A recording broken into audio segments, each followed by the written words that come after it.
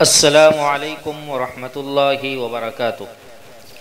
محترم سامعین کرام، احکام رمضان المبارک سے متعلق یہ 10واں درس ہے جس کا موضوع ہے 10 دن کی تراویح کی حقیقت، اس کا حکم اور چند ہدایات۔ بعض لوگوں کی طرف سے یہ سوال ہوتا ہے کہ آج کل جو لوگ رمضان المبارک میں 10 دن کی تراویح پڑھتے یا پڑھاتے ہیں اس کی حقیقت کیا ہے، پڑھنا چاہیے یا نہیں؟ اس سلسلے میں فقہائے کرام علیہم الرحمہ فرماتے ہیں کہ تراویح کی نماز میں ایک قرآن پاک ختم کرنا سنت ہے، 2 ختم کرنا فضیلت ہے اور 3 ختم کرنا افضل ہے۔ اور تراویح میں 3 ختم کی صورت یہ ہے کہ ہر عشرے میں ایک قرآن پاک ختم کیا جائے، اس لیے 3 ختم کی نیت سے ہر عشرے میں ایک قرآن سننا یا سنانا افضل ہے۔ اور اگر کچھ لوگ کسی دینی یا دنیاوی ضرورت مثلا سفر، تجارت اور کاروبار کے پیش نظر 10 دن کا قرآن سننا اور سنانا چاہیں تو اس میں شرعاً کوئی حرج نہیں، بلکہ کم از کم ایک ختم کی سنت پر عمل کرنے کے لیے 10 دن کا قرآن سن کر سفر وغیرہ کرنا بہتر ہے۔ البتہ 10 دن کا ختم ہو یا 20 دن کا، اس میں چند باتوں کی رعایت ضروری ہے۔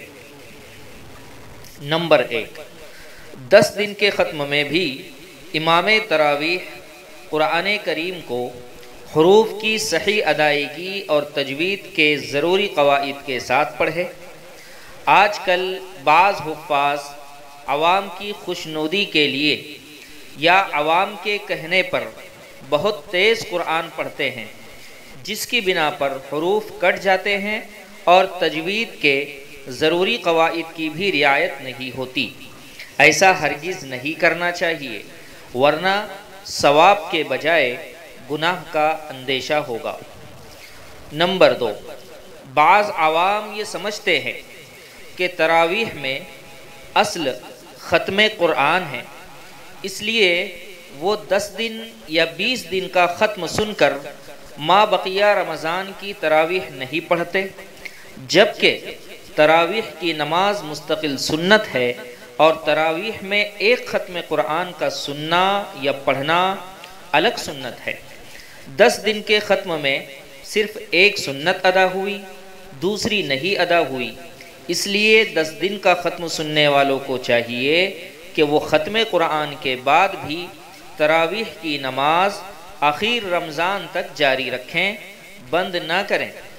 نمبر 3، 10 دن کا ختم عام طور پر مسجد میں نہیں ہوتا، بلکہ مکان، دکان یا ہال وغیرہ میں ہوتا ہے، جبکہ فرائض کی طرح تراویح میں بھی افضل مسجد کی جماعت ہے، اس لیے دکان، مکان وغیرہ میں جو 10 دن کی تراویح کی نماز ہوتی ہے اس میں صرف وہ حضرات شرکت کریں جو 10 دن کے بعد سفر کا ارادہ رکھتے ہیں، جماعت میں جانا چاہتے ہیں یا زیادہ سے زیادہ قرآن سنانا چاہتے ہیں۔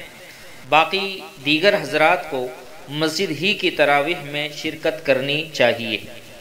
نمبر 4، 10 دن کی تراویح میں عام طور پر نوجوان طبقہ ہر شفعے کی پہلی رکعت میں رکوع تک بیٹھا باتیں کرتا رہتا ہے یا صرف بیٹھا رہتا ہے، جس کی وجہ سے ان کا قرآن مکمل نہیں ہوتا اور ان کی وجہ سے امام اور سامعین کی نمازوں میں بھی خلل ہوتا ہے، اور یہ عام طور پر وہ لوگ ہوتے ہیں جو 10 دن کی تراویح پڑھ کر ما بقیہ رمضان کی تراویح بالکل نہیں پڑھتے۔ اس لیے 10 دن کے ختم کا نظم کرنے والوں کو چاہیے کہ بلا وجہ نوجوانوں کی بھیڑ جمع نہ کرے، صرف وہ حضرات شرکت کریں جو کاروبار وغیرہ کی ضرورت سے سفر کرنا چاہتے ہیں، جماعت میں جانا چاہتے ہیں یا زیادہ سے زیادہ قرآن سننے یا سنانے کا شوق رکھتے ہیں۔